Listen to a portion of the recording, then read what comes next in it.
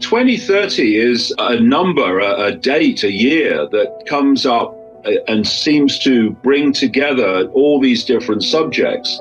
If you look, for instance, at the last time they said the world has so many years to save the planet, then you'll hit 2030. Look at Kurzweil. He wants the process of the human brain being connected to AI by 2030, for that to be underway by 2030.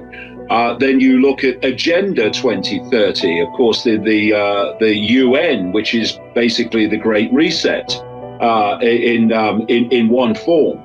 So 2030 is a year where they want this to be really moving to a point where they believe it will be unstoppable.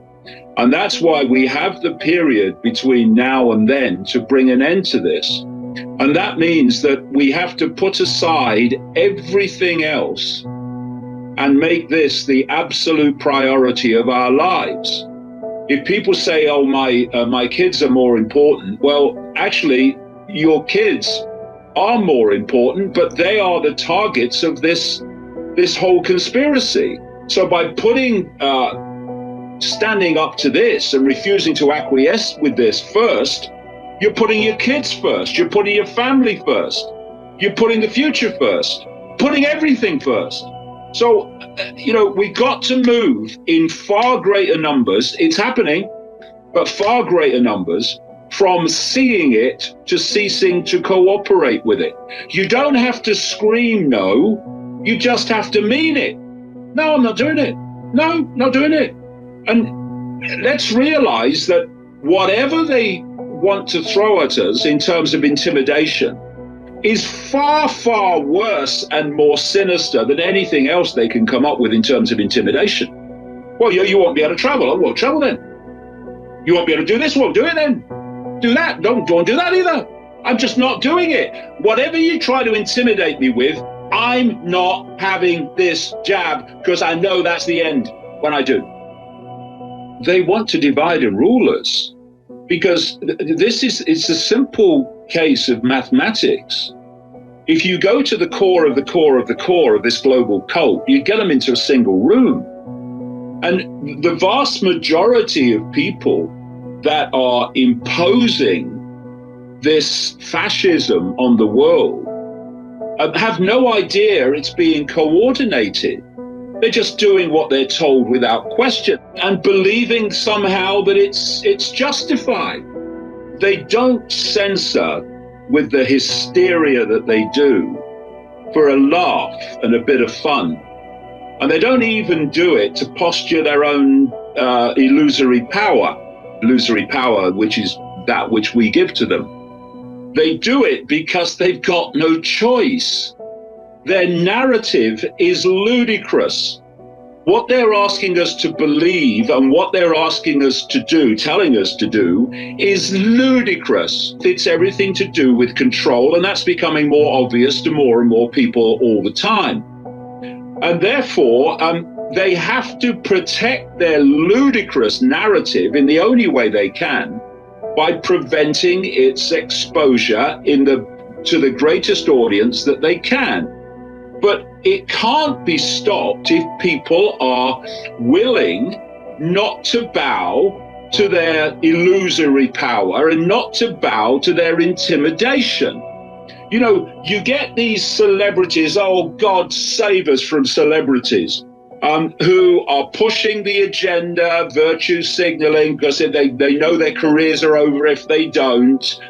When people start to grow a pair and grow a backbone, those that haven't already, lots of people are pushing back on this, but there's vast, vast numbers that are not. And realize that this is not a game. It's not a phase. It's not something that's going to go away eventually. This is the cult running for home. And we've got to now stand up to this and say here and no further and start rolling it back. If we're not going to stand up and protect the kids, then what's the point? What self-respect is left? What dignity is left?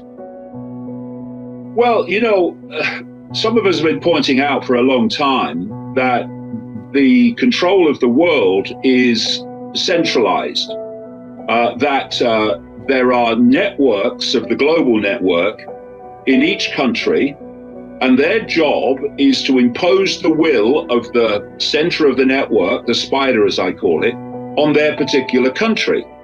And, you know, as I've traveled around the world, I've been seeing the same things being introduced in different countries, different cultures, basically in the same period, and some of the legislation even being worded the same. It's because it's centrally controlled. Well, you know, you can look for a solution, or you can remove the cause of the problem. And if you remove the cause of the problem must disappear because its cause is gone. And look through the entirety of known human history anyway, and you see the same recurring sequence. The few controlling the many by the many acquiescing to the few. And if you look at, as I was getting into earlier, if you look at this symbolic, or it's not even symbolic, it's very accurate, pyramidal hierarchy of human society, you've got the tiny few at the top, the inner core of this cult, which have this agenda for the constant centralization of power and the constant centralization of everything. And the more you centralize power, the more power the few have over the many at each point of centralization. That's why things like globalization are all being generated by this cult.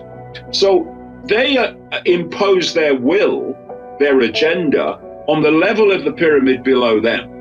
And that level acquiesces to that imposition and imposes it on the level below them. And so it goes on. And it's very soon after you leave the peak of the pyramid that you are meeting levels of the hierarchy that have no idea there is a cult. They have no idea there is a peak of the pyramid. All they're doing is taking impositions from the levels above them and acquiescing to them and imposing them on the level below them.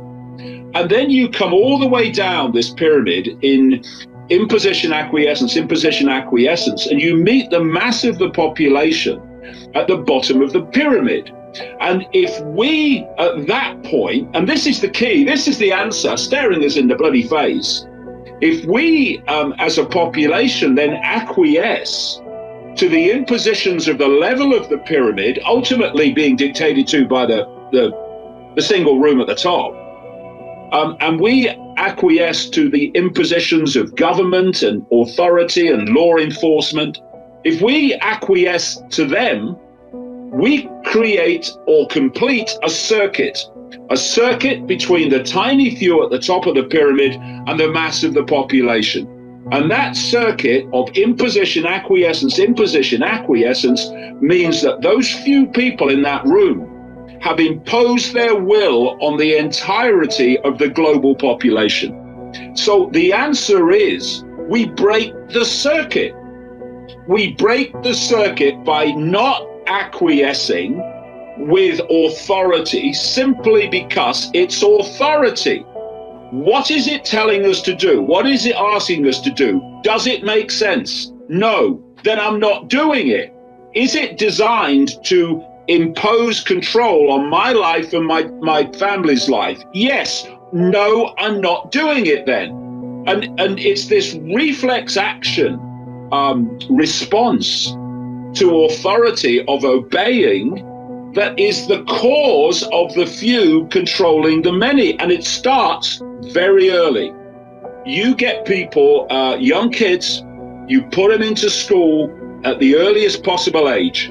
And from that moment on, they are faced with an authority which, if you obey, well, life is kind of okay. I mean, you've not got a mind of your own, but you know, they leave you alone. But if you don't obey, well, there's a problem. There's a problem with your disruptive influence in the classroom. You're asking questions. You won't accept what you're being told. And very early on, right at the start of the school life, that you've got an authority figure who's telling you when you have to be there, when you can leave, when you can eat, when you can talk, when you can go to the toilet. and there are sanctions if you don't obey. And so the whole process has started to get you into a state of reflex action, acquiescence to authority, which they want you to take through your life.